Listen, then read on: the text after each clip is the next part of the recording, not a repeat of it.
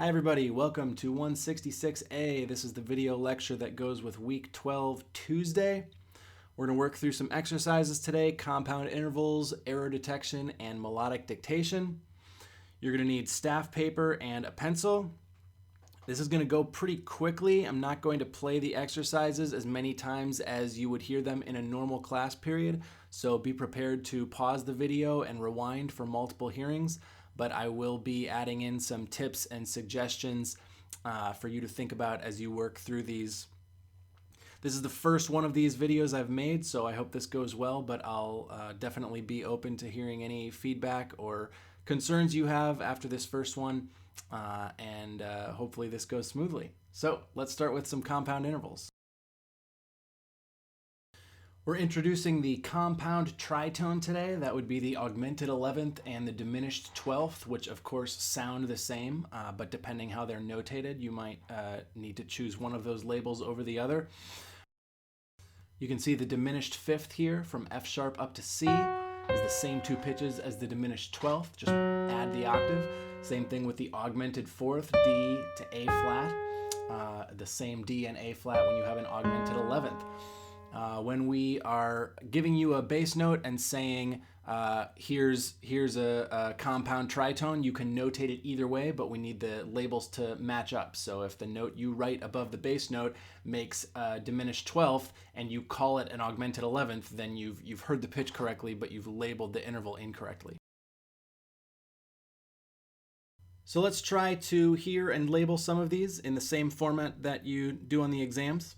I've given you a bunch of bass notes, and the only intervals I'm going to play right now are major and minor ninths, actual tritones, the simple interval, an augmented 4th or a diminished 5th, and the compound tritones that we've just introduced, the augmented 11ths and diminished 12ths. And again, if you hear either of the tritones, the simple tritone or the compound tritone, you can label it as a augmented 11th or a diminished 12th. Just make sure the note you write in the treble clef agrees with that interval label. So here's the first one above C.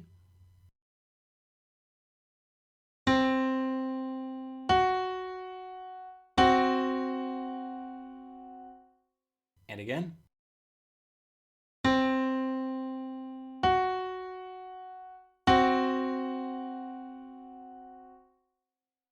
Above D flat.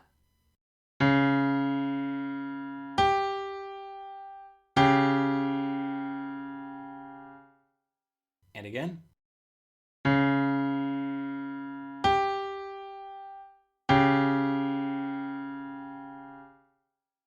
Above B.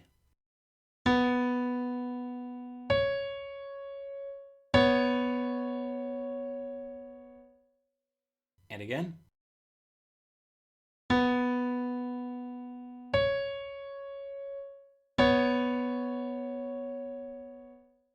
Above D.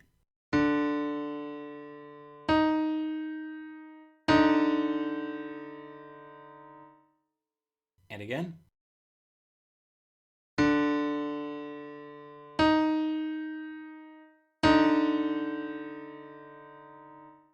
Above B flat.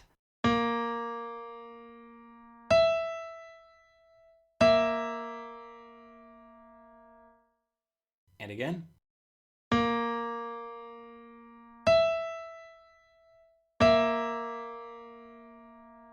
Above E flat.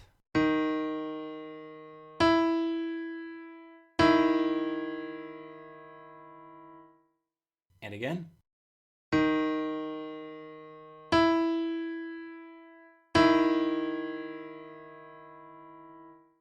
Above A.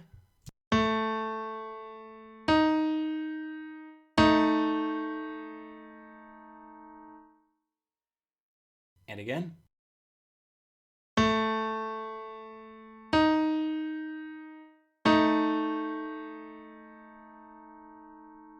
Above E.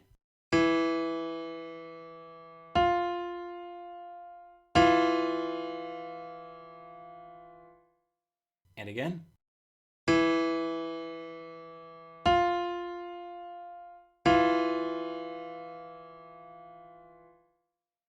And above G sharp.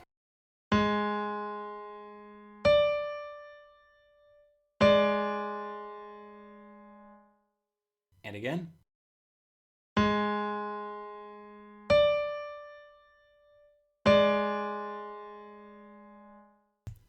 Okay, here come the answers. You are going to want to pause the video and check these out. Remember that anything I labeled as an augmented fourth or an augmented 11th could have been labeled as a diminished fifth or a diminished 12th, or vice versa, depending on what note you had in the treble clef.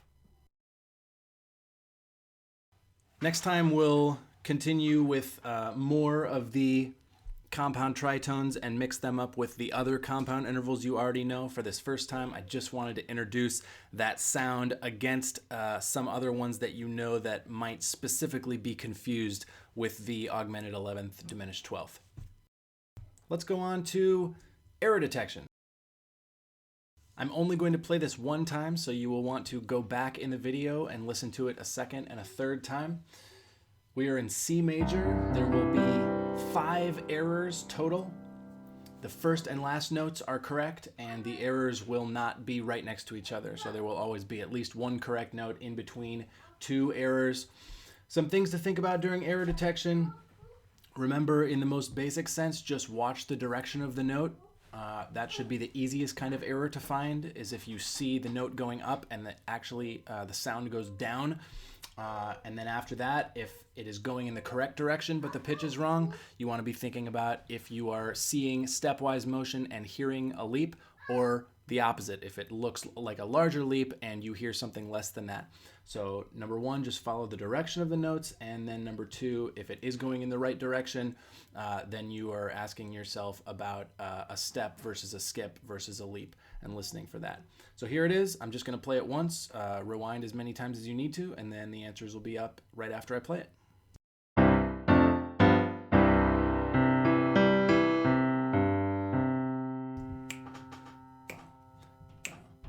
1 and 2 and.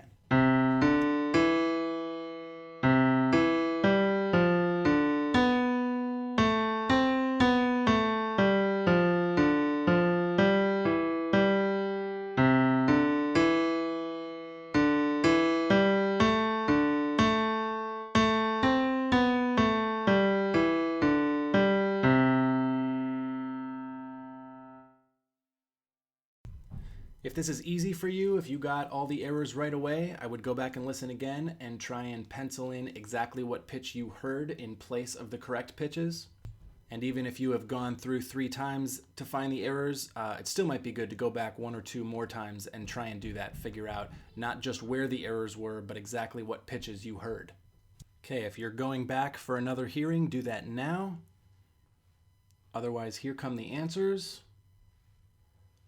And pause the screen and look these over.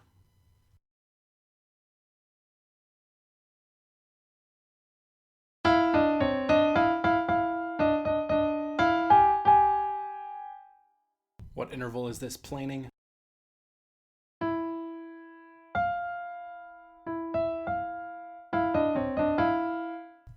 Those were minor ninths. Here's one more.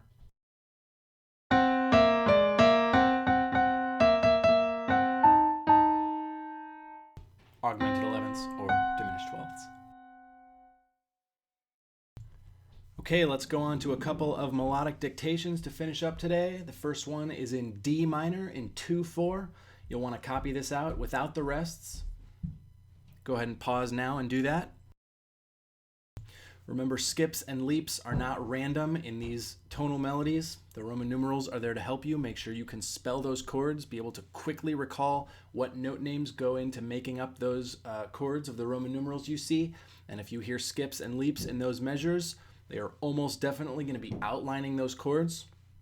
Other than that, listen for stepwise motion versus anything more than stepwise. And try to get the beginning and the end on the first hearing, and then work your way back toward the middle over each extra hearing. Again, I'm only going to play this one time, so feel free to go back and listen as many times as you want, and then we'll put the answers up right after. We are in D minor.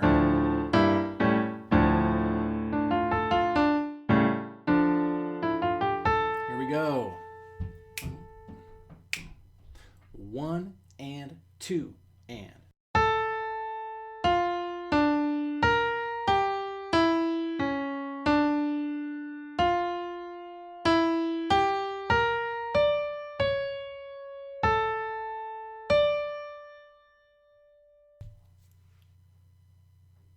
Go back now if you are going to listen again. And if not, here come the answers. So in that second bar, a clear outline of 7 diminished 7. C sharp is the root of that chord, a fully diminished 7th chord. Same thing in the fourth bar, 2 half diminished 7. E is the root, and it just skips right up in thirds. Hopefully those Roman numerals were helpful to you. Let's do one more. We are in B minor now, in bass clef, in 9/8. Pause the video and copy this out, again, without the rests.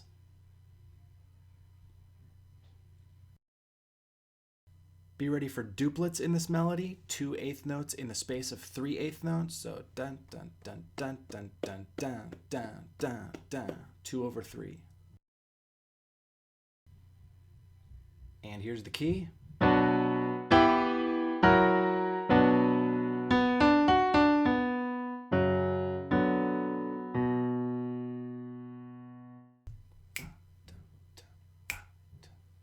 One and 2 and 3 and